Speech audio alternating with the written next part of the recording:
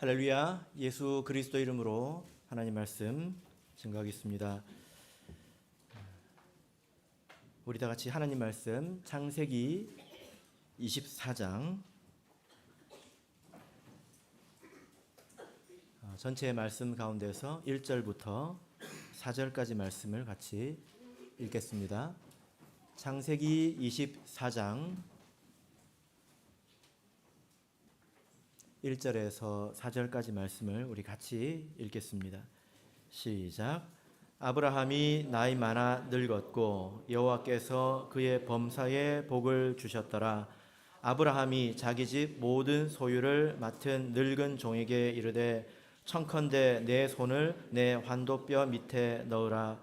내가 너로 하늘의 하나님 땅의 하나님이신 여호와를 가리켜 맹세하게 하노니 너는 나의 거하는 이 지방 가나안 족속의 딸 중에서 내 아들을 위하여 아내를 택하지 말고 내 고향 내 족속에게로 가서 내 아들 이삭을 위하여 아내를 택하라. 아멘. 네, 오늘 이 시간은 가정을 세우는데 힘쓰라라는 제목으로 말씀을 전하도록 하겠습니다. 최근에 어떤 한 목사님께서 저에게 유튜브 동영상을 하나 보내주셨습니다. 네, 그 제목이 영어로 되어 있습니다. 그러니까 우리나라에서 만든 영상은 아니겠죠. 그런데 그 제목이 뭐였냐면 한국어로 번역하면 한국은 끝났다, 이거였습니다. 깜짝 놀랄 만한 그런 제목이죠. 그래서 이게 도대체 무슨 영상인가 하고 보니까 나중에 알고 보니까 최근에 굉장히 유행한 그런 영상이더라고요. 내용이 뭐냐면 한국이 1등을 잘하잖아요. 기록을 세우고 있는 것이 있습니다. 세계사에서 유례 없이 빠른 속도로 인구 소멸이 되고 있다고 합니다. 한국 사람들은 역시 1등을 좋아하는 것 같아요. 그래서 결혼율, 출산율 이런 것들이 줄어들면서 인구가 점점 줄어들고 있는데, 그래서 앞으로 경제적으로 또 문화적으로 사회적으로 붕괴될 위험이 굉장히 높다는 것입니다. 이것을 한국 사람들이 만든 것이 아니라 외국 사람들이 만들었는데요. 심지어 어떤 사람들은 뭐라고 이야기하냐면 북한이 전쟁을 하지 않고 이기게 될 것 같다. 이런 말을 누가 했냐면 그냥 시정잡배 같은 사람이 한 것이 아니라 아주 유명한 학자가 한 말입니다. 북한이 전쟁하지 않고 이기게 될 것이다. 아주 놀라운 일이죠. 그래서 우리나라에 여러 가지 많은 문제들이 있지만 아마도 이 인구의 문제는 앞으로 이제 장차 가장 중요한 문제가 되리라고 생각이 됩니다. 그리고 또 이것은 제 주관적인 판단이기도 한데요. 교회도 비슷한 문제를 겪고 있다는 것입니다. 그리고 우리 교회가 이 결혼과 출산에 관해서 겪고 있는 문제는 세상이 겪고 있는 문제보다 조금 더 어려운 것 같아요.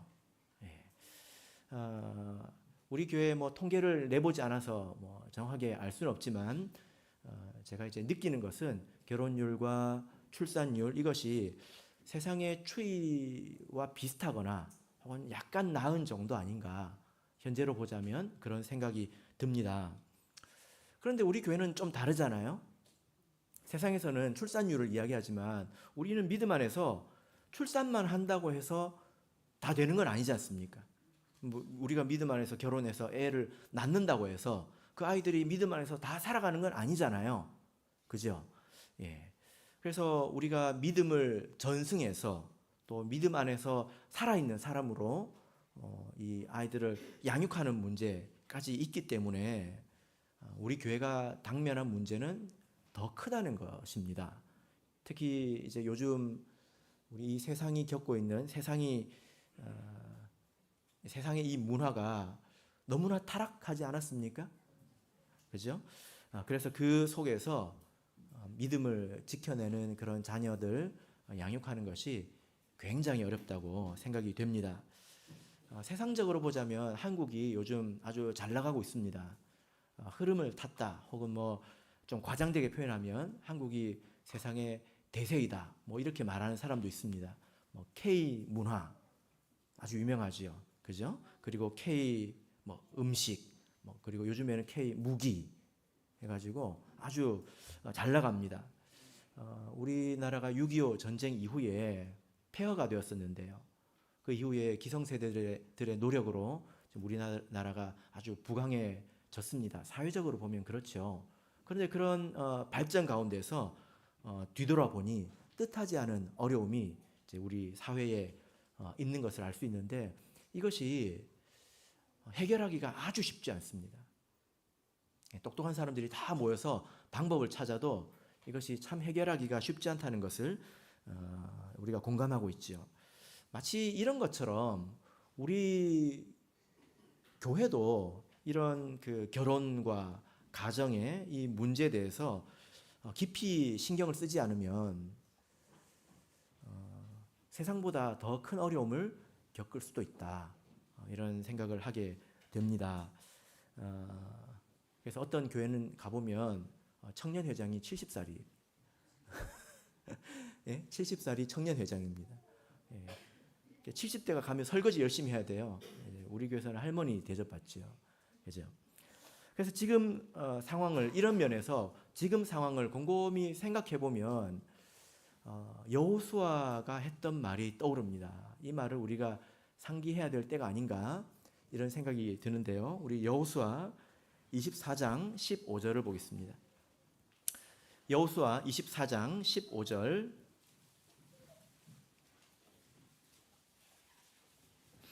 여호수아 24장 15절 자, 같이 읽겠습니다. 시작. 만일 여호와를 섬기는 것이 너희에게 좋지 않게 보이거든 너희 열조가 강 저편에서 섬기던 신이든지 혹 너희의 거하는 땅 아모리 사람의 신이든지 너희 섬길 자를 오늘날 택하라. 오직 나와 내 집은 여호와를 섬기겠노라. 세상이 거부할 수 없는 방향으로 흘러가고 있을 때 여호수아가 그것을 느끼지 않았습니까? 이상한 방향으로 흘러가고 있다. 그렇게 거부할 수 없는 방향으로 흘러가고 있을 때 여호수아가 마지막으로 한 말이 무엇입니까? 나와 내 집은 여호와를 섬기겠노라. 내 집을 지키겠다. 이런 말이죠. 그래서 이런 결연한 각오로 우리가 가정을 세우고 또 지키도록 노력해야 될 때가 아닌가. 틀림없이 그런 때가 이제 도래했다라고 생각이 됩니다. 그러나 또 한편으로는 제가 지금 이 문제를 아주 비관적으로 보고 있지는 않습니다. 세상에서는 이 문제가 굉장히 어려운 문제이죠. 그러나 저는 그렇게 보고 있지는 않습니다. 왜냐하면 지금 우리 믿음의 가정들 그리고 젊은 청년들이 이 문제가 중요하다는 것을 알기 때문입니다. 그래서 거기에 대해서 믿음이 있고 또 지식이 있기 때문에 세상이 흘러가는 방향을 세상이 흘러가는 그런 힘을 아주 넉넉히 이겨내고 또 역행하는 그런 가정이 있고 그 가정에서 자녀들이 자라고 있고 또 청년들이 있기 때문에 제가 우리 교회의 이런 문제를 대단히 비관적으로 생각하고 있지는 않습니다. 어떤 청년은 원래 독신주의자였는데요. 그 청년이 믿음을 가지게 되었습니다. 그리고 성경을 알게 되었습니다. 그랬더니 도리어 가정에 대해서 강한 소망이 생겼습니다. 그래서 결혼을 하게 되고 지금은 자녀를 둘 낳아서 잘 살고 있는 것을 보고 있는데요. 이런 것처럼 세상과 역행해서 가는 그런 믿음에 있기 때문에 저는 지금 이 문제를 우리 교회 안에서만 보자면 이것은 사회의 흐름의 문제라거나 그렇게 보지 않습니다. 이것은 우리에게는 믿음의 문제라는 것입니다. 믿음을 바로 세운다면 세상을 얼마든지 역행할 수 있는 그런 문제이다. 이렇게 믿습니다. 그런 우리의 믿음을 세워주는 말씀이 오늘 본문의 말씀인데요. 아브라함이 자기 아들 이삭을 결혼하기 위해서 하는 여러 가지 일들에 관한 내용입니다. 아주 유명한 말씀이죠. 그런데 제가 이제 5월 달이 됐지 않습니까? 5월은 가정의 달이죠. 그죠? 예.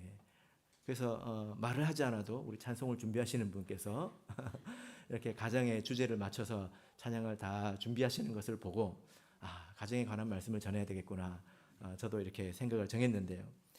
이런 말씀을 전할 때마다 제가 마음에 항상 걸리는 게 있습니다. 뭘까요? 이 말씀을 전할 때 이 말씀의 상황과 맞지 않은 분들이 항상 있기 때문입니다. 그래서 결혼에 관한 말씀을 전하면 결혼 안 한 청년들이 얼마나 스트레스를 받을까요? 그래서 나 들으라고 하는 소리야?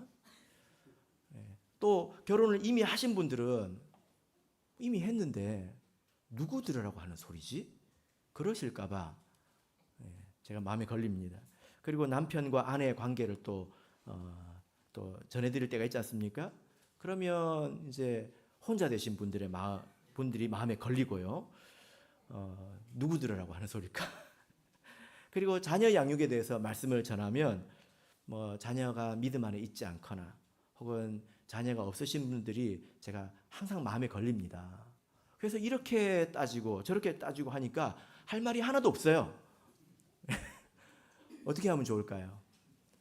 이렇게 하자니 이분이 마음에 걸리고 이분이 생각이 나고 저렇게 하자니 저분이 생각이 나고 어떻게 하면 좋을까요? 그래서 제가 믿음을 가지고 말씀을 전합니다. 우리가 이 말씀을 그래도 들으면 우리 마음속에 소망이 생길 수 있습니다. 그리고 때로는 회개할 수 있죠. 우리가 깨닫게 되니까. 그리고 내가 처한 상황 속에서 할 수 있는 것을 깨달을 수가 있습니다. 그리고 적어도 다른 성도들을 위해서 기도할 수 있죠. 우리 교회와 또 다른 성도들의 가정을 위해서 기도할 수 있습니다. 그래서 이렇게 이런 모든 것들이 다 하나님께서 받으실 만한 것이기 때문에 저도 믿음으로 이제 전하지만 우리 성도님들께서도 이것을 믿음으로 받으시고 제가 아까 말이라고 안 하고 소리라고 그랬는데요. 소리로 듣지 않으시길 바랍니다. 우리는 아브라함의 자손이지 않습니까? 우리가 아브라함의 자손으로서 우리가 가정을 어떻게 세워나가야 되는지 오늘 말씀을 통해서 같이 교훈을 얻고자 합니다. 자, 그러면 우리 1절부터 4절을 다시 한번 보겠습니다. 1절부터 4절 우리 읽었지만 다시 한번 읽어보겠습니다. 시작. 아브라함이 나이 많아 늙었고 여호와께서 그의 범사에 복을 주셨더라. 아브라함이 자기 집 모든 소유를 맡은 늙은 종에게 이르되 청컨대 내 손을 내 환도뼈 밑에 넣어라. 내가 너로 하늘의 하나님 땅의 하나님이신 여호와를 가리켜 맹세하게 하노니 너는 나의 거하는 이 지방 가나안 족속의 딸 중에서 내 아들을 위하여 아내를 택하지 말고 내 고향 내 족속에게로 가서 내 아들 이삭을 위하여 아내를 택하라. 지금 창세기 24장에 이르러서 아브라함은 그의 신앙이 이미 완성되었습니다. 창세기 22장에서 이미 자기 아들 이삭을 번제로 하나님께 바치지 않았습니까? 마음속에서 이미 바쳤지요. 그래서 그의 신앙이 완성되었습니다. 그리고 풍성한 복을 받아서 아마 많은 풍요로움 가운데서 재산이 많아졌을 것입니다. 아마도 요즘 세상 사람들 같으면 이 정도 선에서 인생을 마무리해도 살다가 인생이 끝나도 나쁘지 않다 이렇게 생각했을지 모르겠습니다. 그러나 아브라함이 죽기 전에 아직 해야 될 일이 아직 한 가지가 남아있죠. 무엇입니까? 모든 것이 아브라함으로서는 모든 것이 다 완성이 되었습니다. 그러나 아브라함에게 한 가지 남은 게 있다는 거예요. 뭐죠? 자기 믿음을 전승하고 자기 아들을 결혼시키는 거였습니다. 그래서 24장에 이제 이 말씀을 이렇게 보면 아브라함의 마음에 소망이 있습니다. 그리고 아브라함의 마음에 책임감도 있고요. 그리고 믿음이 있는 것을 알 수 있습니다. 무엇에 관한 것입니까? 이삭의 결혼에 관한 것입니다. 그 일에 대해서 아브라함은 소망이 있고 또 책임감도 있고 믿음이 있다는 것입니다. 이것이 우리가 아브라함의 자손으로서 우리가 본받아야 하는 것입니다. 우리 아직 결혼을 하지 않은 우리 학생들 또 청년들 여러분에게는 이런 소망이 있습니까? 여러분은 어떤 가정을 꾸리기를 원하십니까?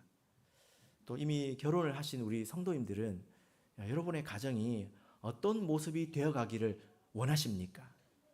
그런 이미지가 있습니까? 우리가 신앙이 성장할수록 이 부분에 대해서, 이 질문에 대해서 분명한 답을 가져가게 됩니다. 이것이 틀림이 없습니다. 우리가 어리다 하더라도 믿음이 있고 지혜가 있고 말씀에 대한 깨달음이 있다면 결혼에 대한 분명한 상이 있습니다. 근데 이게 세상과 같지 않아요. 우리가 결혼을 했다면 내 가정이 지금 어떤 상황에 있든지 간에서 우리가 바라보는 지향점이 있다는 것입니다. 우리가 욥을 보면 성경에서 욥은 당대의 최고의 신앙을 가진 사람으로 꼽지 않습니까? 욥기 1장 8절을 보면 그와 같이 순전하고 정직하여 하나님을 경외하며 악에서 떠난 자가 세상에 없느니라. 그의 신앙을 보자면 세상에서 최고라 이렇게 하나님께서 인정하고 계십니다. 근데 그의 신앙이 어떤 모습을 보고 하나님께서 그를 인정하신 것일까요? 자, 욥기 1장 5절을 보겠습니다. 욥기 1장 5절입니다. 뭘 보고 욥이 이렇게 대단한 사람이다 이렇게 하나님께서 칭찬하셨을까? 자, 욥기 1장 5절 자, 같이 읽겠습니다. 욥기 1장 5절 읽겠습니다. 시작. 그 잔치 날이 지나면 욥이 그들을 불러다가 성결케 하되 아침에 일어나서 그들의 명수대로 번제를 드렸으니 이는 욥이 말하기를 혹시 내 아들들이 죄를 범하여 마음으로 하나님을 배반하였을까 함이라. 욥의 행사가 항상 이러하였더라. 욥의 자녀들이 잔치를 했습니다. 근데 이게 나쁜 짓을 한 게 아니에요. 형제들끼리 모여서 화목하게 형제들끼리 치고받고 막 싸우고 견제하고 그런 것이 아니라 형제들 사이에 화목하게 잔치를 했습니다. 근데 그 안에서도 혹시 마음으로 죄를 지었을까 봐 욥이 한 명도 빼놓지 않고 명수대로 번제를 드리는 것을 볼 수 있습니다. 그리고 제일 마지막에 뭐라고 말합니까? 욥의 행사가 항상 이러하였더라. 이게 욥의 거룩함의 대표라는 것입니다. 그죠? 그래서 이 욥의 신앙의 성숙함 이것이 어디서 드러납니까? 그의 신앙이 최고라는 점이 어디서 드러납니까? 그가 가정을 대하고 자녀를 대하는 태도를 보니까 알 수 있다라는 것입니다. 그래서 우리 신앙이 성장할수록 온전한 가정에 대한 소망 그리고 바람 이것이 커져간다. 이것은 성경을 우리가 읽으면 읽을수록 부정할 수 없는 그런 사실이라는 것을 알 수 있습니다. 그러면 이 아브라함은 어떻게 해서 이런 소망을 가지게 되었을까요? 이런 책임감을 가지게 됐을까요?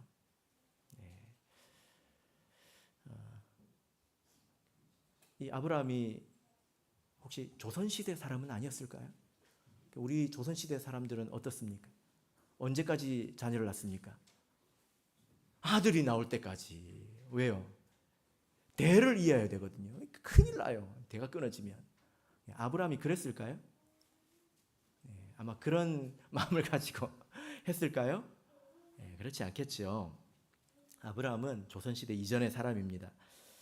아브라함은 하나님께서 주신 그 약속을 따라서 그 약속을 붙잡고 지금 가나안 땅에 왔습니다.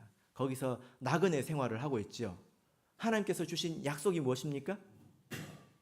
뭐죠? 하나님께서 아브라함과 무슨 약속을 했습니까?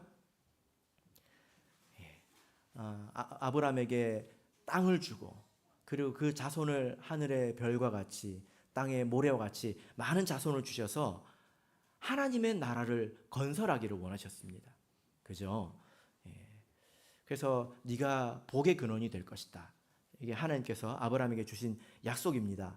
그래서 아브라함은 그 약속을 얻기 위해서 약속의 땅 가나안에 지금 와서 살고 있는 것입니다. 그런데 여러분 그 약속은 하나님께서 아브라함에게만 주신 것이 아니라 그 아브라함의 자녀에게도 주신 것입니다. 자, 우리 창세기 17장을 보겠습니다. 하나님께서 아브라함과 약속하고 있지만 하나님은 아브라함의 자녀와도 약속을 맺기를 원하셨다는 거예요. 창세기 17장 7절 자, 읽겠습니다. 시작. 내가 내 언약을 나와 너와 내 대대 후손의 사이에 세워서 영원한 언약을 삼고 너와 내 후손의 하나님이 되리라. 그런데 아브라함이 늙고 아들은 하나밖에 없습니다. 그 아들이 결혼하지 못했습니다. 그러면 이 하나님의 약속이 어떻게 이루어지겠습니까? 그래서 이 아브라함은 이 약속이 이루어지는 데 대해서 소망을 가지고 있었고 그것이 이제 자녀의 결혼으로 이어지게 되었다라는 것입니다. 그래서 아브라함은 하나님의 약속을 얻기를 원했고 그 하나님의 뜻이 이루어지기를 원했다는 것입니다. 그래서 아브라함에게 이런 믿음이 있었는데요. 24장으로 가겠습니다. 이것이 하나님의 약속이고 이것이 하나님의 틀림없는 뜻이기 때문에 아브라함에게는 믿음이 있습니다. 어떤 믿음이 있습니까? 24장 7절을 보겠습니다. 7절 읽겠습니다. 시작. 하늘의 하나님 여호와께서 나를 내 아버지의 집과 내 본토에서 떠나게 하시고 내게 말씀하시며 내게 맹세하여 이르시기를 이 땅을 내 씨에게 주리라 하셨으니 그가 그 사자를 내 앞서 보내실지라 내가 거기서 내 아들을 위하여 아내를 택할지니라. 그 사자를 내 앞서 보낼지니라. 하나님께서 이것이 하나님의 뜻에 합당하기 때문에 하나님께서 그 천사를 앞서 보내서 예비해 주실 것이다. 이런 믿음이 있었다는 것입니다. 여러분 우리는 아브라함의 자손입니다. 하나님께서 나와 언약을 맺으셨지만 하나님께서 우리 자녀와도 언약을 맺기를 원하십니다. 그래서 하나님의 나라가 풍성해지기를 원하신다는 겁니다. 이것이 아브라함의 소망이고 또 아브라함의 책임감이었으며 하나님의 나라를 향한 책임감이었으며 또 아브라함의 믿음이었던 거죠. 그래서 이 가정, 결혼을 꾸리는 것과 가정을 세우는 것에 대해서 우리 그리스도인이 가져야 될 마음가짐은 세상 사람들과 다릅니다. 세상 사람들은 자기를 위해서 결혼을 잘 안 하려고 하죠. 그리고 결혼을 해도 자녀를 잘 안 낳으려고 합니다. 그리고 자녀를 낳으면 그 자녀를 왜 사랑할까요? 그 마음가짐이 우리와 좀 다르다는 것입니다. 우리가 이와 같이 아브라함의 마음을 가져야 되겠습니다. 그러나 우리가 오늘 또 이 말씀을 통해서 또 봐야 될 것은 분명히 여기에는 하나님의 뜻이 있고 또 하나님의 그 소원이 있지만 그렇다고 해서 우리가 아무 준비도 없이 또 노력도 없이 이룰 수 있는 일은 아니다라는 것을 알 수 있습니다. 아브라함은 늙은 종을 보내죠. 그리고 그 늙은 종이 매우 노력을 합니다. 매우 노력을 합니다. 왜 늙은 종을 보냈을까요? 여기에는 안목이 필요하기 때문이죠. 믿음과 안목이 필요하기 때문입니다. 그리고 그 늙은 종이 굉장히 노력을 합니다. 좋은 가정은 그냥 세워지는 것이 아닙니다. 당연히 하나님의 뜻이 있어야 되지만 성도들의 노력과 그리고 믿음의 안목이 필요한 것을 우리가 알 수 있습니다. 그래서 먼저 이 늙은 종이 어떤 노력을 했는지 같이 살펴보도록 하겠습니다. 10절, 11절 보겠습니다. 10절, 11절 창세기 24장 10절, 11절 같이 읽겠습니다. 시작. 이에 종이 그 주인의 약대 중 10피를 취하고 떠났는데 곧 그 주인의 모든 좋은 것을 가지고 떠나 메소보다미아로 가서 나홀의 성에 이르러 그 약대를 성 밖 우물 곁에 꾸렸으니 저녁 때라 여인들이 물을 길러 나올 때였더라. 이 늙은 종이 먼 길을 떠났습니다. 아마 부산에서 서울까지는 될 것 같아요. 그걸 약대를 이끌고 낙타를 타고 걸어서 먼 길을 갔습니다. 이 여정은 여행이 아니라 노동에 가까운 거죠. 늙은 종에게 있어서 그렇게 노력을 했다는 것입니다. 그렇게 멀리 가서 어디로 갔습니까? 원래 어디로 가야 될까요? 나홀의 성에 가서 원래 어디로 가야 될까요? 원래 성문으로 가야 합니다. 근데 지금 이 사람은 어디로 갔습니까? 우물가로 갔다는 거죠. 왜냐하면 성문은 지금으로 보자면 그 성에서 가장 돈이 많고 가장 그런 지위가 있는 사람들, 그런 사람들이 모이는 곳이 성문입니다. 가장 번화가이고 그리고 가장 세련된 그런 곳이라고 할 수 있습니다. 그래서 우리가 이렇게 롯을 보면 롯도 소돔과 고모라에서 어디에 있습니까? 성문에 있거든요. 그죠? 이게 롯이라는 사람이 어떤 사람인지를 한번 이제 한 면을 보여주는 것입니다. 거기에는 돈 많고 지식 있고 좋은 옷을 입은 그런 사람들이 이제 막 다니는, 이제 모이는 그런 곳입니다. 그런데 엘리에셀은 그런 성문으로 가지 않고 어디로 갔습니까? 우물가로 갔습니다. 거기서 찾습니다. 이 우물가는 일하는 곳이거든요. 사람들이 이렇게 꽃단장하고 이쁜 옷 입고 그렇게 핸드백 메고 오는 그런 곳이 아니라는 것입니다. 바로 이런 것 때문에 아브라함이 힘센 종을 보낸 것이 아니라 늙은 종을 보낸 거예요. 그의 믿음과 그의 안목을 아브라함이 믿었던 것이죠. 이것이 이 늙은 종의 지혜와 신앙 그리고 안목을 말하는 것입니다. 우리가 창세기 6장을 가보면 하나님께서 물로 이 세상을 심판하실 때 하나님의 아들들이 사람의 딸들과 결혼을 했는데 무엇을 보고 결혼했습니까? 아름다움을 보고 결혼했다는 거예요. 아름다움을 보고. 그죠? 그래서 하나님께서 내가 영원히 그 사람들과 함께 하지 않겠다. 이렇게 말씀을 하시고 하나님의 사람들도 다 심판을 받은 것입니다. 여러분, 엘리에셀은 왜 우물가로 갔을까요? 그의 마음속에 무엇이 중요하다고 생각했을까요? 이것을 우리가 먼저 배워야 합니다. 제가 이제 중매도 하고 뭐 이렇게 하면서 아직도 한 사람도 저는 조건을 많이 따집니다, 이런 사람 본 적이 없어요. 한 사람도. 뭐라고 말할까요? 목사님, 저는 많이 안 따져요. 세상에 보면 세상 사람들이 이럽니다.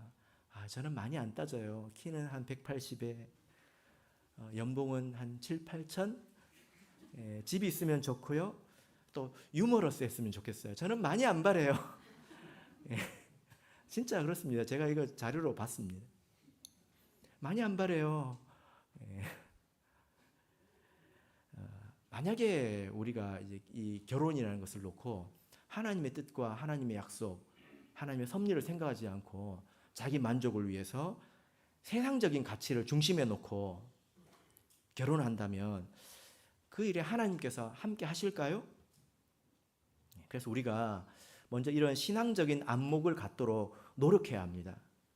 물론 이것만 가지고 되는 게 아니지 않습니까? 그래서 이 일에는 믿음이 필요하고 안목이 필요하다는 거예요. 그래서 성경 말씀을 우리가 계속 배우고 무엇이 삶에서 좋은 것인지 계속 눈여겨서 살펴봐야 합니다. 근데 우리 이제 어린 자녀들은 망아지 같아가지고 눈에 보기 좋은 대로 달려가는 습성이 있는데요. 그러면 어쩔 수 없을 때가 있지요. 그들을 위해서도 기도해야 되겠습니다. 그리고 이 우물가에서 늙은 종이 무엇을 합니까? 가장 먼저 뭘 하죠? 그가 기도를 하고 있습니다. 맞습니까? 네, 12절을 보겠습니다. 12절을 보면 그가 가로되 우리 주인 아브라함의 하나님 여호와여, 원컨대 오늘 나로 순적히 만나게 하사 나의 주인 아브라함에게 은혜를 베푸시옵소서 해서 기도하는 것을 볼 수 있습니다.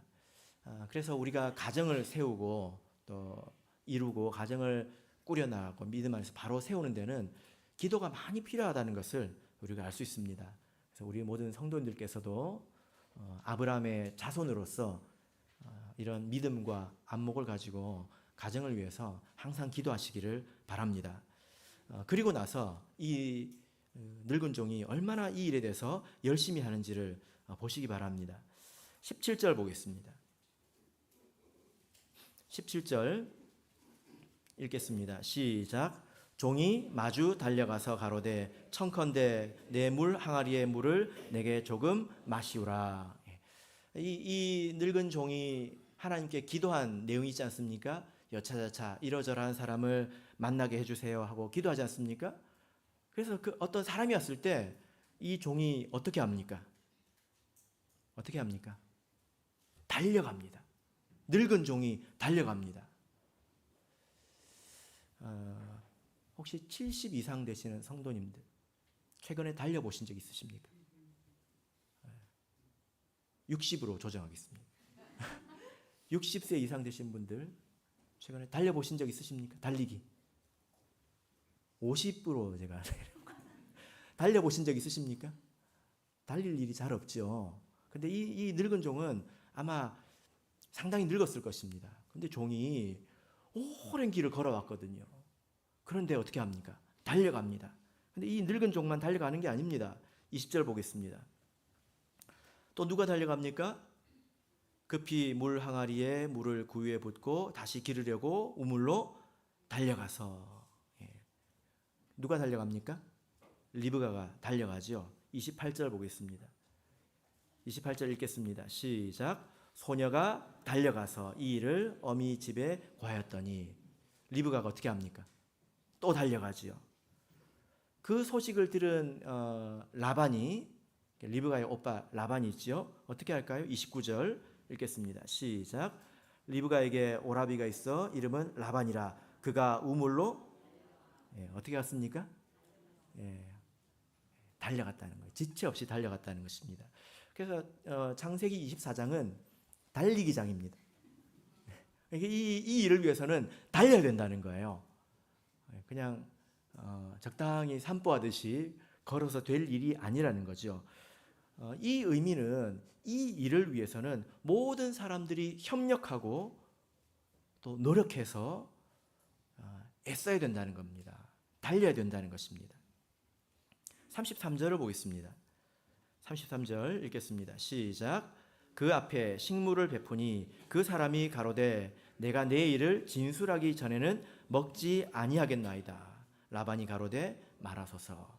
이 늙은 종이 이제 리브가의 집에 가서 멀리서 왔으니까 얼마나 피곤하고 또 배고프겠습니까? 그래서 음식을 차려주니까 늙은 종이 뭐라고 합니까? 내가 내 일을 이루기 전에는 내가 먹지 않겠다. 이렇게 말하고 있습니다. 그러니까 이런 하나하나의 모습들을 보면 이 일을 위해서 얼마나 집중하고 있는가. 이게 그냥 얻어 걸리는 일이 아니라는 것입니다. 얻어 걸리는 것이 아니라 이렇게 노력하고 있다는 거죠. 우리가 정말로 좋은 가정, 또 아름답고 복된 가정은 얻어 걸리는 것이 아닙니다. 이렇게 애쓰고 달리고 노력하고 밥도 굶어가면서 그렇게 해서 얻어지는 것이고 우리에게 주어지는 것이죠. 이런 노력과 집중력이 있어야 합니다. 우리 성도님들께서 이미 가정을 위해서 애쓰고 노력하실 텐데요. 세상 사람들도 노력합니다. 자기 가정, 자기 자녀들을 위해서. 그죠? 얼마나 노력합니까? 눈물 나게 노력하지요. 그러나 노력의 중심이 조금 다르지 않습니까? 우리는 그 자녀의 믿음과 신앙을 위해서 더욱더 노력을 해야 되겠습니다. 근데 그것의 가장 출발은 자기 자신을 다스리는 거죠. 자, 두 번째로 그러면 우리 리브가의 모습을 같이 보도록 하겠습니다. 리브가의 모습을 보면 우리가 자기 자신을 이렇게 다스려야 된다라고 하는 것을 볼 수 있습니다. 자, 16절을 보겠습니다. 창세기 24장 16절. 리브가는 어떤 사람이었을까요? 창세기 16장 죄송합니다. 24장 16절 읽겠습니다. 시작. 그 소녀는 보기에 아리답고 심히 아리답고 지금까지 남자가 가까이 하지 아니한 처녀더라. 그가 우물에 내려가서 물을 그 물 항아리에 채워 가지고 올라오는지라. 예. 리브가 이름 어떻습니까? 듣기 좋습니까? 예. 우리 교회는 리브가 회가 없죠. 예. 어디 가면 리브가 회가 있거든요. 예. 리브가라는 이름의 뜻이 뭐냐면 우리나라 말로 번역하면 올가미, 올가매다, 끌다, 뭐 이런 뜻입니다. 사람을 올가맨다는 거예요. 무엇으로 올가맬까요? 아름다운 얼굴로. 지나가면 사람들이 이렇게 눈이 다 이렇게 시선이 이렇게 끌려온다는 것입니다. 그러나 이 리브가는 자신의 정절을 지킨 것을 말씀하고 있습니다. 그 소녀는 보기에 심히 아름답지만 그러나 지금까지 남자를 가까이 하지 않았다. 자기 정절을 지켰다는 거죠. 세상에서는 이것이 이미 많이 깨어졌죠. 그래서 뭐 세상의 이야기를 이렇게 들어보면 이것이 이미 이제는 무슨 놀이처럼 되어버린 것 같습니다. 놀이처럼. 그러나 그렇지 않습니다. 만약에 이미 세상에서 관계가 발생했다면 그때부터는 믿음 안에서 정상적인 결혼, 하나님의 축복이 있는 결혼은 하기가 어렵습니다. 이것은 돌이킬 수 없는 그런 실수이고 또 죄라고 할 수 있습니다. 그래서 우리가 자기 자신을 다스려야 된다는 거예요. 그리고 리브가의 모습을 보면 이 사람은 몸과 마음이 굉장히 건강한 사람이라는 것을 알 수 있습니다. 아주 온유한 마음이 있고 또 넓은 마음이 있는 것을 알 수 있습니다. 14절을 보면 종이 이렇게 기도하잖아요. 어떤 사람을 만나게 해달라고 합니까? 자, 14절을 보겠습니다. 14절 읽겠습니다. 시작. 한 소녀에게 이르기를 청컨대 너는 물 항아리를 기울여 나로 마시게 하라 하리니 그의 대답이 마시라 내가 당신의 약대에게도 마시우리라 하면 그는 주께서 주의 종 이삭을 위하여 정하신 자라. 이로 인하여 주께서 나의 주인에게 은혜 베푸심을 내가 알겠나이다. 이 말씀은 이삭을 위해서 이런 사람을 보내주세요. 이런 사람을 허락해 주세요. 라고 하는 그런 소원의 내용입니다. 무슨 의미죠? 그리고 리브가가 정말 이렇게 하지 않습니까? 뭐라고 합니까? 자, 18절을 보겠습니다. 17절은 아까 읽었으니까요. 종이 마주 달려가서 청컨대 항아리의 물을 내게 조금 마시오라 하니까 18절 읽겠습니다. 시작. 그가 가로되 주여 마시소서 하며 급히 그 물 항아리를 손에 내려 마시게 하고. 우리가 성경 안에서 보면 이 리브가의 마음이 상당히 건강하다는 것을 우리가 알 수 있습니다. 왜냐하면 성경에 물을 달라 하신 분이 또 있잖아요. 누구죠? 예수님이 누구에게? 사마리아 여인에게 우물가에서 물을 달라 하잖아요. 그 여인이 그때 뭐라고 했을까요? 말이 많아요. 그때는 되게 말이 많습니다. 왜 나한테 물을 달라고 하세요? 이렇게 이야기를 하죠. 그래서 그 사실 사마리아 여인은 그 마음이 건강하지 않습니다. 마음에 맺힌 것이 많고 마음이 많이 이제 꼬여 있지요. 그러나 이 리브가는 아주 간단하게 대답합니다. 네, 마시세요. 이 말씀은 이 말을 통해서 리브가의 어떤 마음이 드러납니까?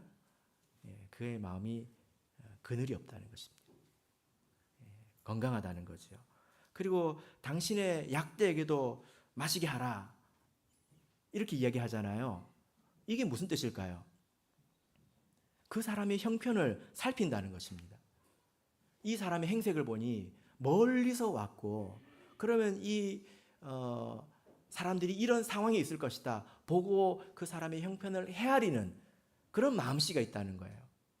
그래서 무슨 이 늙은 종이 무슨 점치듯이 이런 사람 해주세요 이렇게 하나님을 시험하듯이 하는 게 아니라 이런 사람이라면 그 마음이 넉넉하고 건강한 사람이라는 것입니다. 낙타 한 마리가 물을 얼마나 마시는지 혹시 아십니까? 우리나라에는 낙타가 없죠. 그죠? 제가 조사를 해봤습니다. 낙타 한 마리가 물 없이 오래 살 수 있잖아요. 그 몸에 물을 잘 저장한다고 여러분 이미 알고 계시죠? 낙타 한 마리가 물을 마시면 100리터까지 마신대요. 100리터. 예. 한 마리에 100리터예요. 자, 그러면 지금 늙은 종이 낙타를 몇 마리 데리고 왔을까요? 24장 10절 보겠습니다. 여기 보면 그 주인의 약대 중 몇 필? 10필. 그러니까 한 마리당 100리터면 다 합쳐서 몇 리터죠? 1000리터. 1000리터면 얼마예요? 1톤이잖아요. 1톤. 1000리터. 근데 그 당시에 제가 상상을 해봤는데 물통이 요즘에는 10리터짜리 그 바켓도 별로 잘 없어요. 들고 다니기 힘들거든요.